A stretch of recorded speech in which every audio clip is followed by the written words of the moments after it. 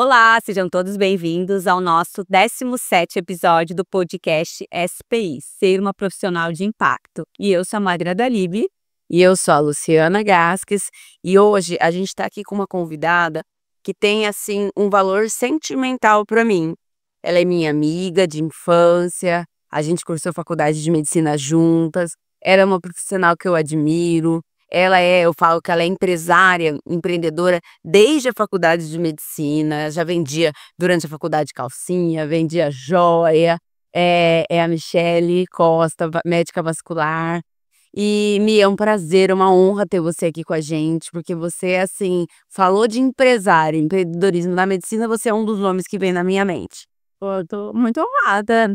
E eu queria que você começasse me contando pra gente a sua história.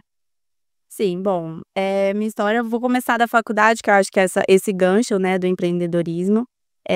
Na faculdade eu comecei, então, a empreender, eu comecei a vender, né, coisas, era uma forma de eu fazer o meu dinheiro. Depois eu vi que, assim, eu conseguiria ajudar, a conseguir custear essa faculdade e tudo, com essas vendas. Então, realmente, a gente vendeu calcinha, a gente vendia roupa, a gente vendia joia. E isso foi muito importante.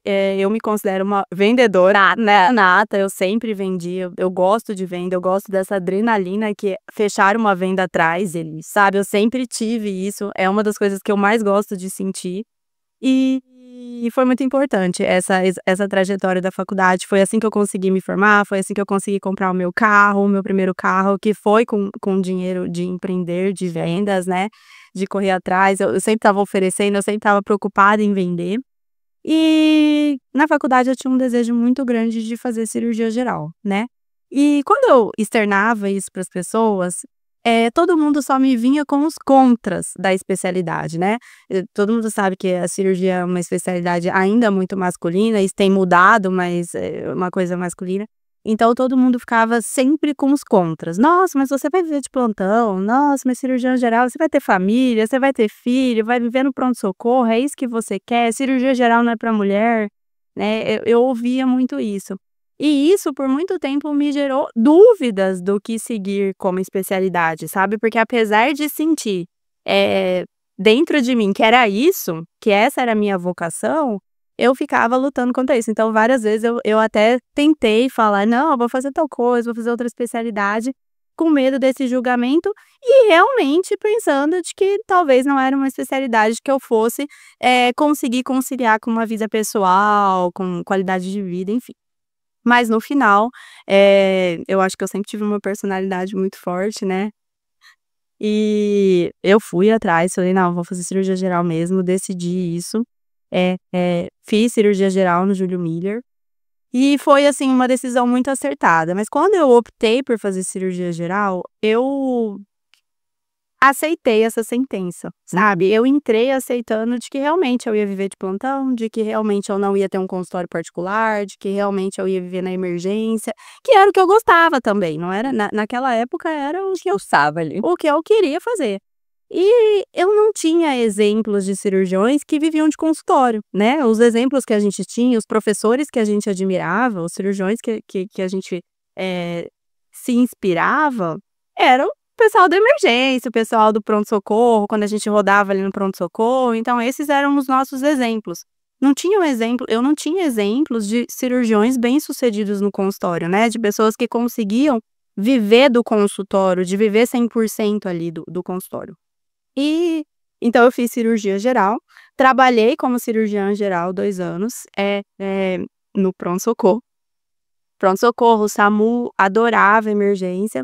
E aí eu acho que um ponto muito importante da minha vida foi quando eu conheci o meu marido, né. Ai. Então isso faz muita diferença, as pessoas vocês sempre falam isso, eu também sempre falo isso, que essa é uma escolha extremamente importante, né, porque a pessoa que você tá do seu lado ou ela vai ser uma âncora ou ela vai ser um balão, né. E o Ítalo, ele me perguntou assim: "Vem cá, e aí, você vai ser cirurgiã geral, não vai fazer outra residência, outra subespecialidade, é isso mesmo?", né, na época ele fazia oftalmologia. E eu falei: "Não, vou fazer sim", eu já tinha um desejo de fazer vascular, isso é uma longa história, uma outra história, mas eu já tinha um desejo de fazer vascular. E ele sempre me impulsionou: "Não, vamos lá, vamos fazer então, vamos correr atrás, onde você vai fazer a residência, onde que você vai se inscrever, vamos estudar". E eu lembro que ele falou pra mim: "Ó, a partir de agora é estudo, vamos correr atrás dessa residência". E um ponto muito interessante, assim, você precisou do Ítalo pra te dar esse chacoalhão, né, seu esposo, a gente fala bastante sobre as pessoas que a gente convive e tudo mais. Mas é muito interessante que o médico, muitas vezes ele passa a faculdade de medicina toda, é, ou uma faculdade paga, então ele acaba a faculdade, ele precisa pagar aquela faculdade, ou assim, nunca ganhou dinheiro na vida, de repente ele começa a ganhar dinheiro no plantão, e aí é como se assim, o médico acha que ele tá ganhando muito bem por plantão. Sim. Mas quando a gente pega as 12 horas e divide o valor por hora, ele vê que ele tá sendo muito mal remunerado pela responsabilidade. Imagina uma responsabilidade que você tinha num SAMU, entendeu? E se alguém não te desse esse chacoalhão, será que a Michelle não estaria presa naquela vida até hoje? Sim, Lu, e assim, era uma zona de conforto pra mim, tá, que eu já também considerava bem-sucedida, me considerava bem-sucedida porque eu ganhava bem, mas eu trabalhava muito, eu sempre trabalhei muito, sempre. Então assim, eu sempre fui workaholic, né, então enquanto todo mundo dava uma quantidade X, eu dava 2x de plantão, sempre foi assim, então eu sempre ganhei mais que todo mundo, né. Na hora que a gente ia comparar, pô, ganha bem pra caramba. Trabalhava muito. Só que assim, essa vida do plantão, ela tinha um certo conforto, né, porque você encerrava o plantão e aí acabou. Eu não tinha funcionário, eu não tinha aluguel, eu podia viajar. Gente, eu cheguei a passar 45 dias na Europa, entendeu, viajando, fazendo mochilão, porque eu troquei todos os meus plantões. Eu adiantei os plantões de 45 dias, fiz plantão loucamente, e aí as pessoas iam me pagando esse plantão enquanto eu estava viajando. Olha só, eu achava que eu estava arrasando, era o melhor negócio que poderia existir. E que o negócio que a maioria dos médicos no começo da jornada fazem, que é calcular a remuneração por plantão. Então, o que eu vejo muito dos médicos quando estão no início da carreira é não pensar a longo prazo. Então, assim, eu quero uma bolsa. Quantos plantões eu preciso dar para comprar essa bolsa? E aí depois eu quero um carro. Quantos plantões eu preciso? E aí assim vão vivendo. E assim os anos vão passando, sem um plano de carreira, sem um modelo de negócio. E no momento que essa pessoa quiser ter um filho, sabe? Sim, e assim, é uma armadilha, né, Lu, porque você tá ganhando aquele valor X, né, por mês, porque você tá trabalhando muito, dando aqueles plantões, e você acha que você tem aquela qualidade de vida, que você pode gastar aquilo pra manter a sua vida. Então você vai lá e compra um super carro, você vai lá e financia uma casa, né, você se endivida e vira escravo dessa vida.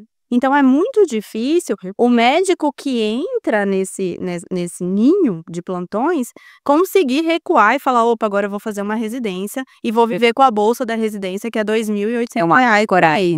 E não, e espera aí, também a gente tem que falar uma coisa, que existe um outro lado. Existe um médico que quer viver assim, e tudo bem. Tudo bem. Né, e é um estilo de vida também que você pode escolher, você pode optar, desde que você esteja satisfeito com isso, e a gente fala muito bem sobre isso, que tem muitos médicos, por exemplo, às vezes a gente vai num sábado à noite num pronto-socorro, a pessoa está lá infeliz com aquilo, mal-humorada, satisfeita com aquilo, mas ela não faz nada com aquela insatisfação, e aí passa um ano, no ano que vem continua lá, no sábado à noite, a família no aniversário, festa de aniversário do filho, ele está insatisfeito, mas o que que ele faz com essa insatisfação? Qual que é o movimento para sair disso? Mas Lu, é engraçado que quando você tá nessa vida, é parecido quando você tá num relacionamento abusivo. Você não enxerga isso, sabe, porque e eu só consegui olhar por fora quando o Ítalo falou pra mim assim: "O que você quer estar fazendo daqui 5 anos? O que você quer estar fazendo daqui 10 anos?". E assim, se você me perguntasse: "O que você quer fazer hoje?", era aquilo, eu queria estar fazendo aquilo, tá. Quando você pensa E na hora que eu pensei em 10 anos, eu pensei assim: "Nossa, será que eu quero estar fazendo isso? Será que eu quero estar aqui olha só. no SAMU, saindo pra ocorrência, na ambulância sem manutenção, com o farol queimado, pra pegar um motoqueiro, arriscando minha vida, pra drenar tórax, pra entubar, pra chegar no PS e não ter maca, pra passar o paciente politraumatizado? É isso que eu quero?". Então foi a hora que eu falei assim: "Não", sabe. Então ele me tirou dessa nuvem que eu estava, que era a nuvem de: "Poxa, eu amando fazer isso aqui". É. E aí eu fui fazer, prestei as provas, de residência. Eu já tinha um desejo de fazer vascular, não pelo que eu faço hoje, e isso é muito interessante na minha história, porque eu fui fazer vascular, pela parte do trauma, pela parte arterial, que era o que eu gostava de fazer e o que eu tinha mais receio. Então, assim, na hora que eu estava fazendo uma cirurgia, na hora que eu pegava um paciente grave, o que mais me tirava da minha zona de conforto, que palpitava meu coração, era sangramento, sabe? E aí, eu passei por algumas situações que eu estava lá no caos, no olho do furacão, aquele sangramento horroroso, e alguém falava assim: não, vamos chamar o vascular. E aí chegava o vascular pleno, ligavam pro vascular, o vascular aparecia lá pleno, com cabelo lavado, cheiroso. Falava: oi, por favor, me dá a caixa da vascular. E aí o que parecia um caos pra mim, pra ele era assim: deixa eu resolver aqui, deixa eu resolver aqui, Maldi. Ele levou isso, ele resolvia, aí ele falava assim: pessoal, acabou minha parte aqui, muito obrigada, tchau, qualquer coisa vocês me avisam, e voltava pra casa. E aí, eu falei assim, eu pensava assim: gente, esse é o cara, né, tipo, ele era esperado igual Jesus Cristo no plantão. Na hora que chamava o vascular, era um negócio assim, tipo, deixa ele chegar, sabe? Quando ele chegava, ele resolvia pleno e ia embora, tipo, tranquilo, tava em casa. E aí eu falei: nossa, eu preciso ser esse cara, porque assim, me desestabilizava às vezes o sangramento, sabe? Eu ficava assim, porque eu via que era uma vida que tava desvaindo, então assim, aquilo pra mim era uma emergência, sabe? E era o que me deixava mais desconfortável. E aí eu tinha muito isso, de que eu queria ser esse cara, tá? Eu queria chegar lá, cheirosa, vasculada, salto alto, pedir a caixa da vascular, resolver e falar: gente, qualquer coisa vocês me ligam, tchau. E aí eu fui fazer vascular e eu escolhi, inclusive, uma residência que era só isso: tiro, porrada e bomba, que era Santa Casa de Campo Grande. Um mega hospital, né, acho que é a segunda maior Santa Casa do Brasil. Tinha um andar que era vascular e era referência em arterial. E assim, o SUS em Campo Grande funcionava muito bem. Apesar de ser um hospital filantrópico, que também tinha plano de saúde, também tinha SUS, mas o SUS funcionava muito bem. E aí tem outro ponto que eu acho que é interessante na formação médica, sabe? A gente aprende, né? Os hospitais e escolas são públicos, né? Não sei na sua área, mas na minha área era muito confortável trabalhar no SUS, entendeu? Porque assim, a gente não tinha o medo de pedir as coisas, estava tudo ali, entendeu? Então eu lembro que na residência de vascular era mais confortável, eu conseguia dar um atendimento melhor para o paciente que era SUS do que para o paciente que era convênio, que às vezes estava internado esperando autorização para fazer o procedimento. E eu já cheguei a pensar assim: nossa, será que eu falo para ele, pra gente transferir ele para o SUS, para eu conseguir fazer? Porque às vezes o paciente ficava ali com dor, esperando uma arteriografia ou convênio autorizar, e o paciente do SUS já estava tendo alta, porque lá o SUS funcionava muito bem, tá? E isso é, assim, uma carapuça para nossa, desculpa, carapuça, essa palavra? Enfim, tem. É uma armadilha, assim, para nossa formação, porque você não tem referência de valores. Não existe valor no SUS, né? Ninguém fala para você: olha, esse procedimento custa tanto, ó, esse material custa tanto. Você não tá preocupado com isso no SUS. Tá tudo ali, entendeu? Então, você sai da sua formação sem noção de valores. Eu lembro que quando eu terminei vascular, eu tinha uma cirurgia para fazer e eu não sabia como precificar a cirurgia. Porque quanto custa salvar uma perna? Quanto que custa para você? Se você estiver perdendo a perna, qual é o valor disso para você? Incalculável.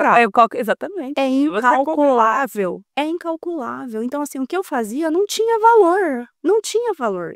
Era um valor inestimável. Se eu falasse para você: ó, se a gente não fizer essa cirurgia, você vai perder o seu membro.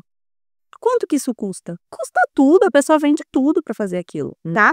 Então, assim, não tinha valor, a gente não sabia valor da prótese, eu não sabia o custo do hospital, porque não se falava sobre isso. A gente estava preocupado em operar e salvar a vida, aquela correria, enfermaria lotada. Então, assim, foi uma residência tiro, porrada e bomba. Mas isso é interessante, porque assim, a gente fala muito sobre isso, sobre o médico se formar tecnicamente, e é o que a faculdade e é o que a residência propõe. Se você for ver, assim, o que tá ali proposto no programa da residência médica, de formar uma cirurgiã vascular capaz de salvar uma perna. Sim. Agora, de formar uma cirurgião vascular capaz de precificar o valor da sua consulta, da sua cirurgia, Deu o seu valor. isso a faculdade e a residência médica não se propõe a fazer. Não, se propõe. Isso você tem que ir atrás e sair do que você tem feito pelos últimos 10, 12 anos. Desenvolver novas realidades. E aí que é o desconfortável, né? E o impacto. Você sentar ali para ficar ouvindo sobre precificação. E uma coisa interessante na sua história, na sua jornada, Mia, que você falou assim: eu sempre fui vendedora, eu sempre gostei de vender, mas às vezes, quando chega o momento de vender o seu serviço, porque você vendia uma calcinha, você ia lá, comprava a calcinha por X, e aí você vendia essa calcinha por 2X. E aí, na hora de vender o seu serviço, se você não enxerga o valor do seu serviço, como que você fez? Como que foi esse primeiro momento? Aí é tiro, porrada e pancadaria. Aí esse de fato é. Aí assim, antes. E eu lembro que foi esse episódio que eu falei, gente, quanto é essa cirurgia? Eu fui perguntar para vários professores, vários colegas. Eu vi que muita gente também não sabia precificar. Pessoas que estavam no mercado assim há 20 anos. Isso. Tá? Não sabiam precificar porque estavam completamente acomodados no serviço público. E aí eu vi valores discrepantes, assim, eu cobraria tanto, aí o outro, eu cobraria X, então era uma coisa, né, Meio sem métrica, e aí eu vi o quanto era importante a gente entender essa precificação, a gente entender o nosso serviço, a gente entender o custo dos materiais que a gente usava, porque até então eu nunca nem tinha pensado nisso, tá? E aí, quando eu terminei a residência de vascular, que era essa residência arterial, era o que eu sabia fazer, né? Arterial. Então eu sabia operar aorta, eu sabia operar carótida, eu sabia fazer endovascular.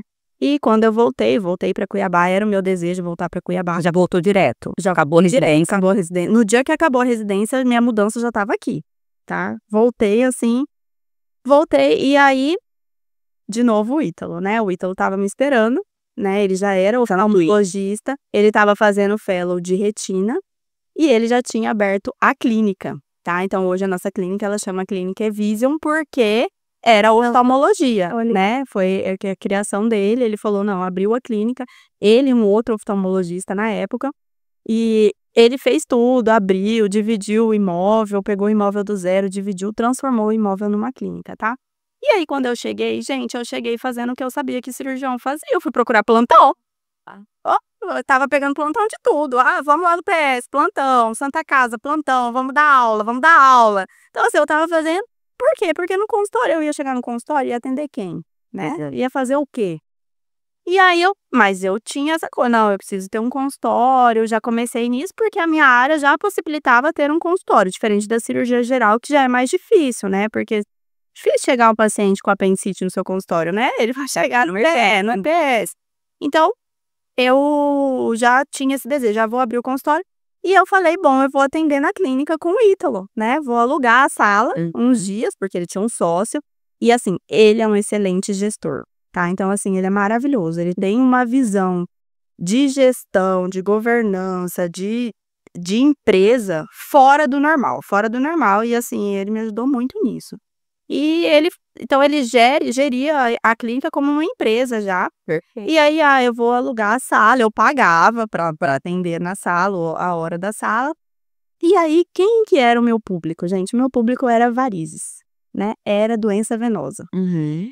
E minha residência não era uma residência venosa. Então, assim, eu falei, gente, eu preciso entender o que eu sabia fazer varizes, mas assim, não era aquela coisa, né, focada nisso. Então, eu fui atrás. Falei, não, eu preciso aprender muito sobre varizes. E quando você começou a atender, Mi, então tá, tem muita gente que tá ouvindo a gente, que tá assistindo a gente, que tá nesse momento. Você, vou começar a atender. Vou começar, tô dando plantão, tô dando aula, mas eu quero começar a atender consultório porque é o que eu quero a longo prazo. Como que foi?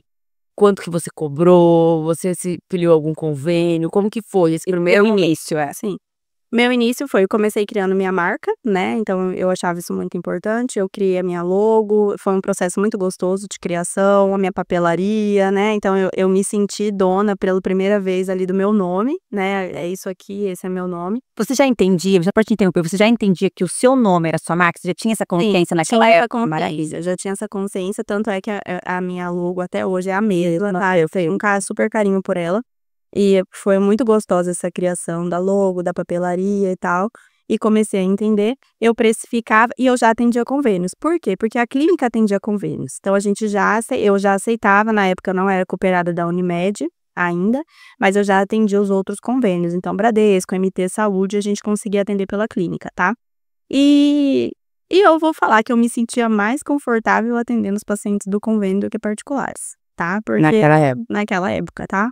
Então, já não sei, Lu, eu acho que eu ficava mais confortável, sabe, que era convênio. Não sei, mas era uma coisa que eu tinha um desconforto quando o paciente era particular, sabe, parecia que era mais difícil tudo. Era mais difícil pedir exame, era mais difícil levar para o centro cirúrgico, tudo era mais o convênio não, o convênio eu pedia a cirurgia, o convênio autorizava, acabou, tá.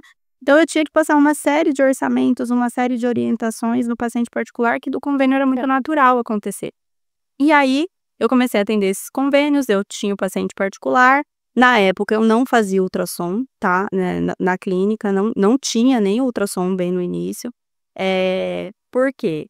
Porque todo mundo mandava os pacientes para fazer numa clínica credenciada do convênio. Então, para mim, o normal era isso, era eu fazer a sua consulta, a sua história, a sua anamnese, falar, olha, Luciana, então você vai lá, faz esse exame, eu solicitava o exame, vai lá, faz esse exame, traz o exame para mim, pra gente definir a conduta, tá? E aí ia para uma clínica que era só de exames, né, que tem várias na cidade, e eles me mandavam o laudo desse exame com um mapeamento bonitinho e eu tomava minha conduta em cima disso, tá?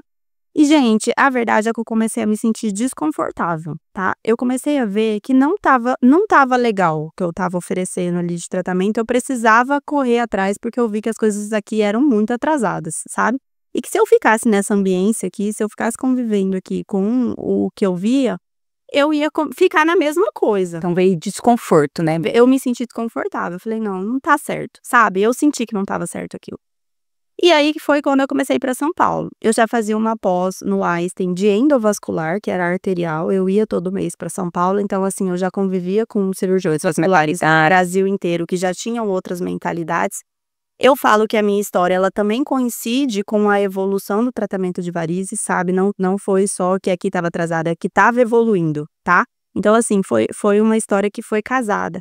As tecnologias, o laser, a evolução do tratamento de varizes veio na mesma época que eu estava ali naquela curva também de atendimento, de aprendizado, de crescimento.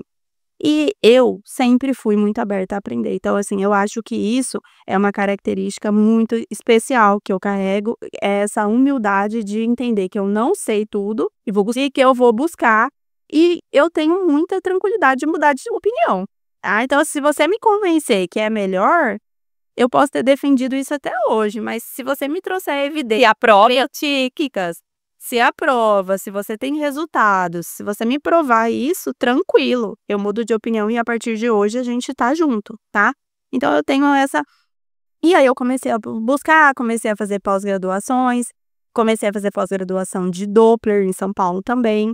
Fui aprender a fazer ultrassom, porque a residência também era muito pobre nisso, a residência de vascular, e eu vejo hoje que todas as residências de vascular são pobres nisso, tanto é que existe o R5 de Doppler, né, então um R+, uma outra residência para fazer isso. E foi quando eu senti a extrema necessidade de comprar um ultrassom para o meu consultório. Eu comecei a ver que eu não ia conseguir examinar meus pacientes, não estava a melhor maneira de examinar meus pacientes sem ultrassom, estava desconfortável de ver o meu paciente pelos olhos do outro. E tem uma coisa que é interessante nessa história, é que se a gente for colocar na ponta do lápis, né? Então, assim, um Doppler custa X. Mas o tempo que você estava perdendo de você vem na primeira consulta, eu faço uma anamnese, você vai embora e você volta para um retorno só para olhar aquele ultrassom que você foi fazer. Então, se a gente põe isso na ponta do lápis, na verdade, o ultrassom tá te economizando tempo, porque você faz ali naquela primeira consulta já. Sim, Lu, hoje eu também concordo com isso, mas na época, vendo as outras pessoas fazendo, como elas faziam, é um exame de difícil execução, tá? É um exame demorado, o Doppler não é um exame rápido. Então, assim, você tem uma curva de aprendizado grande do ultrassom, tá? É muito desconfortável começar a fazer ultrassom, porque você demora muito, tá? E você tem que ter segurança de que aquele seu exame é fidedigno, tá real. Eu tô enxergando aquilo ali, tá? E assim, uma coisa que eu bato na tecla é que, parece que é estética, parece que é simples, mas doença venosa é super complexo, tá? A anatomia venosa é extremamente complexa. Então, assim, você começar a entender tudo isso, fístula arteriovenosa, características do exame, leva tempo. Então, eu lembro que quando eu comprei o ultrassom no consultório, eu me senti extremamente desconfortável de ter que fazer os exames, porque agora eu não tinha mais desculpa, né? Eu não tinha desculpa, eu tinha que fazer os exames. E eu conseguia fazer o exame, inclusive, pelos convênios que eu atendi. Então, assim, não tinha como eu não fazer aquele exame. Não tinha mais a desculpa de eu falar, ó, vai lá, faz e volta, tá? Então, eu lembro que por muito tempo, assim, foi desconfortável. Hoje, eu não consigo mais ver um paciente sem ultrassom. Não consigo. Hoje não tem essa opção no meu consultório, tá? A minha consulta é parte do meu exame físico, E na época não. Então, assim, hoje é muito natural eu falar isso. Mas existem muitos, na verdade, é uma exceção vascular que faz o ultrassom na consulta. Perguntar exatamente isso.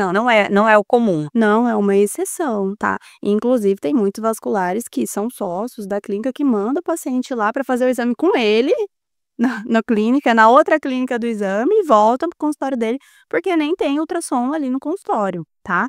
Então, assim, não, é uma exceção. O vascular que faz o exame ali na hora.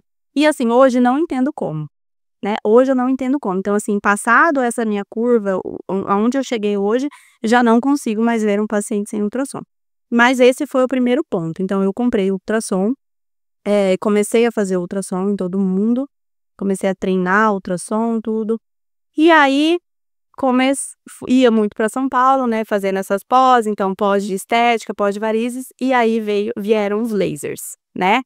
Laser, você chegava aqui em Cuiabá, ninguém tinha laser, tinha laser, colocava o preço que queria, os outros falavam que laser não resolvia nada, que laser era para enganar paciente, porque nós éramos cirurgiões e cirurgião resolve em cirurgia, que quem estava fazendo laser estava enganando os pacientes, estava fingindo que estava tratando e não estava, que disparava o laser, mas que na verdade o que resolvia era a escleroterapia. Então, gente, eu cansei de ouvir isso, né? E o investimento era alto. Lembrando que eu ainda estava ali dando plantões, né? Eu ainda trabalhava, no convênio, e trabalhava como vascular na Santa Casa, trabalhava no pronto-socorro de Várzea Grande como vascular, eu dava vários sobreavisos. Eu tinha virado aquele cara, né? O cara eu tinha virado. O laser, e eu lembro que um dia eu cheguei aqui em Cuiabá e eu cheguei triste, assim. E aí meu marido falou, nossa, o que foi, né, você tá triste? Eu falei assim, eu tô triste porque eu preciso ter um laser, eu preciso ter laser, não tem como eu ser vascular sem laser. Eu aprendi agora que não tem, que a vascular de agora é com laser, entendeu? A minha especialidade tem o uso do laser, o laser é fundamental. Aí ele falou, então vamos comprar esse laser. Aí eu falei, mas são 2 lasers. Então, mais um que eu quero. Não é só um, são 2. Aí ele falou, 2 lasers? Eu falei, 2 lasers. É um laser pro consultório, que é o laser transdérmico, e o outro laser é o laser do centro cirúrgico, né? Que é o laser endovenoso para tratar veias maiores. Ele falou, mas você já sabe usar esses 2 lasers? Eu falei, sei, mas eu vou aprender melhor ainda. Não. Aí ele falou, então compra tudo, vamos comprar os 2 lasers, o resfriador de pele, que na época eu não tinha ainda também. Gente, eu sei que eu comprei tudo numa tacada só. Fui lá e comprei. Morrendo de medo. E todo mundo falava pra mim que eu era louca, que eu ia demorar anos pra pagar aquilo, que eu estava me endividando à toa, que quem que ia ser o paciente que ia fazer laser lá no meu consultório, tá? Então, assim, isso foi o que eu ouvi dos meus colegas, tá? Que também não tinham. E aí, eu falei, não, comprei. E eu lembro que foi, assim, muito interessante, é uma coisa muito interessante. Que é o seguinte, você muda uma chave. Na hora que você compra o aparelho, quando eu comprei o aparelho, ele ia demorar 5 meses para chegar. 5 meses. Era fila de espera, faturar, nananã. Então, assim, sei lá, eu comprei em outubro, ele ia chegar em fevereiro. Você foi falando para todos os pacientes? Eu comecei a vender o laser. Eu comecei a virar pra pessoa e falar assim, ó, sua perna é de laser, não dá pra operar. Porque não dava mesmo, entendeu? Então, assim, tinha o paciente que era da aplicação, tinha o paciente que era da cirurgia, e aqui no meio tinha uns 90% que era o paciente do laser. Do laser com a esclero, do consultório, que era o paciente que a gente operava. E ele era do laser, entendeu? E depois eu tinha que ficar melhorando ele aqui. Então, eu comecei a conseguir triar. Foi uma chave, assim, ó. Eu falei, não, você é o paciente do laser. Eu ainda não tô com laser aqui, mas meu laser vai chegar, a gente vai agendar. E é tanto, tá?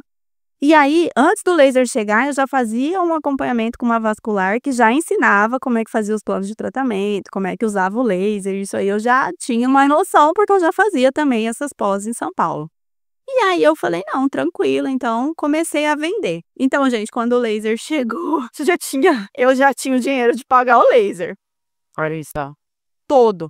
Então, assim, eu não fiz nenhuma dívida com o meu laser, porque daí eu trabalhei esses 5 meses como ninguém, porque eu tinha uma conta para pagar, né, e eu já tinha vendido vários tratamentos que eu ia começar a fazer, sem o laser chegar.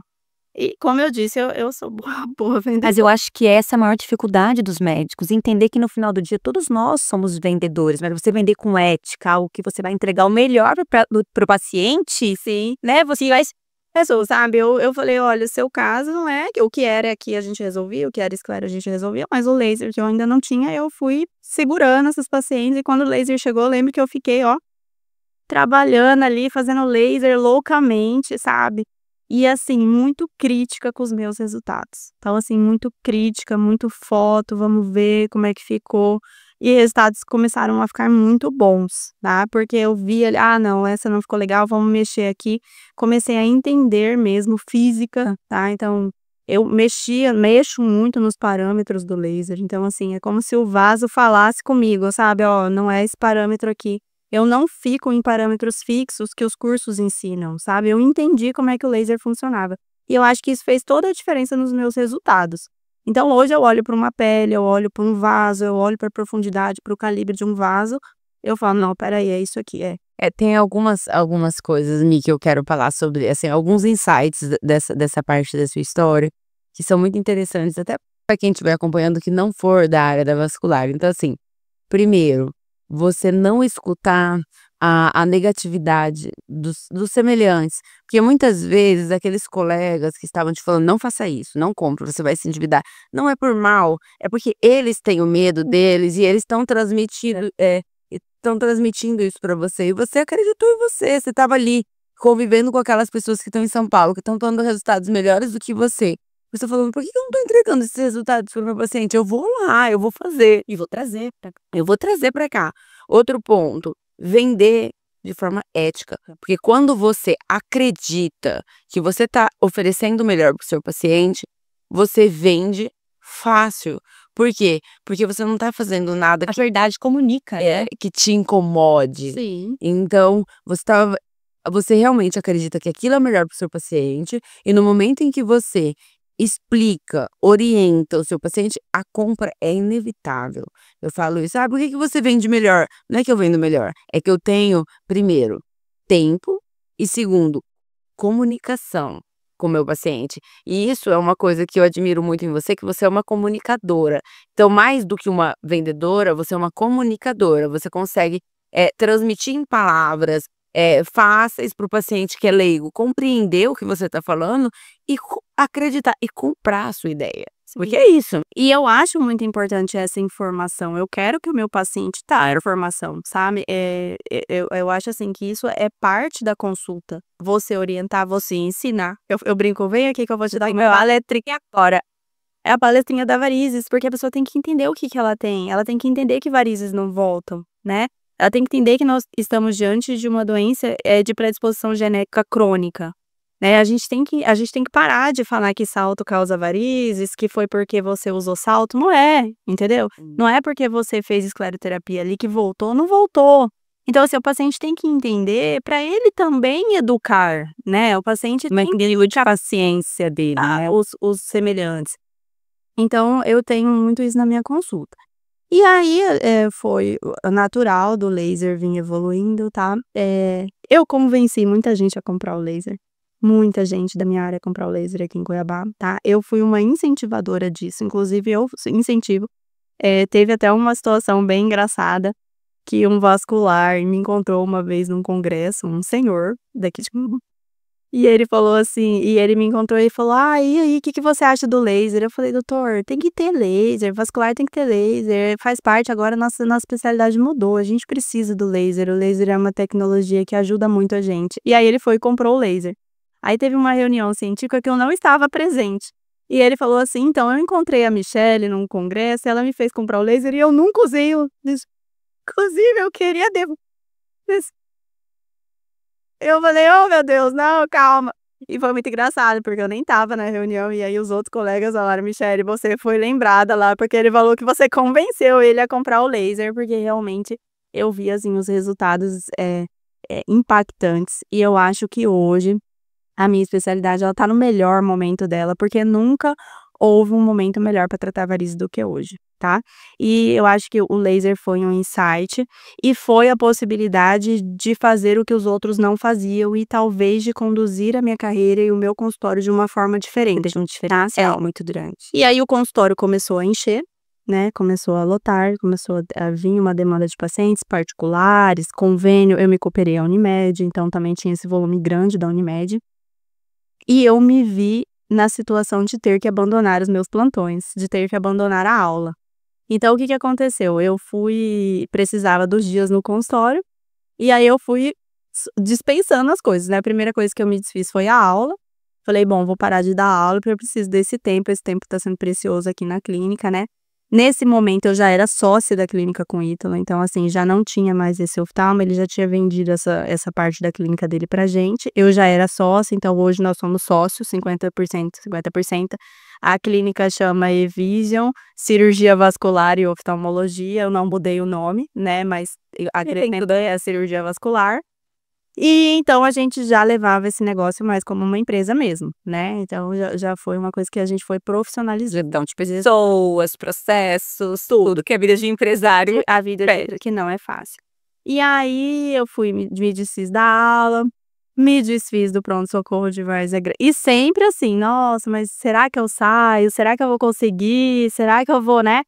E aí, uma coisa que eu vi, assim, que era muito interessante, é que eu acredito muito em energia, tá?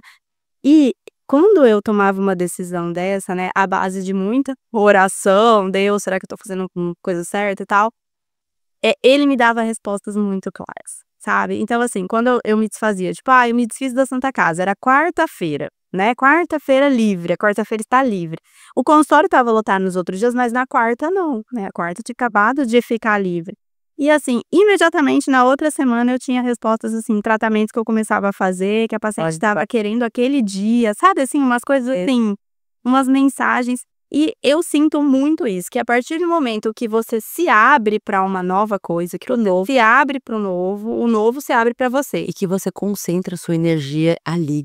Band, né? Você coloca a sua energia ali, então você tá com E você não tá preocupado com outra coisa. É isso. Né? Você tá ali, você tá focado. Então, assim, isso fez muita diferença.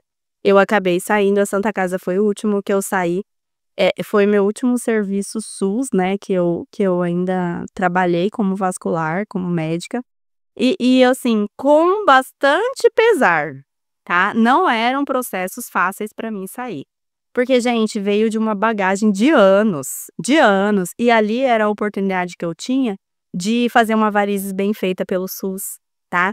De mudar a vida de uma pessoa, de fazer uma amputação, coisa que eu não fazia nos outros serviços, e é uma cirurgia que eu gosto de fazer, salvar uma vida, né? Perder um membro, mas salvar uma vida. Então, assim, eu tinha, e eu gostava disso, sabe? Eu falo que essas trocas também vêm com dores, né? Dores da gente abandonar quem a gente era, né? Pra gente virar quem a gente vai ser.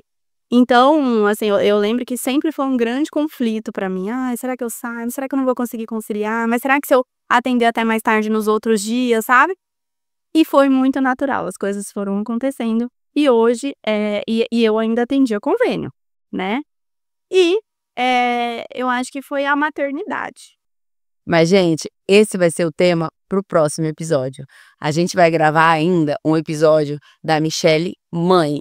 Como que foi a vida dessa cirurgiã vascular depois que ela se tornou mãe? Porque até agora foi uma loucura. Como ela mesma diz, tiro, porrada e bomba. Mas uma jornada inspiradora, Mi, que assim, que, né, todos os passos e tudo que você compartilhou, quanto vai inspirar outras pessoas. E uma coisa para mim que ficou muito clara aqui, que você em vários momentos teve medo, mas você foi com ele mesmo, sabe? Então, para mim, o ato de coragem não é a ausência de medo, mas você ir com ele. E você foi e encarou todos eles. Então, parabéns.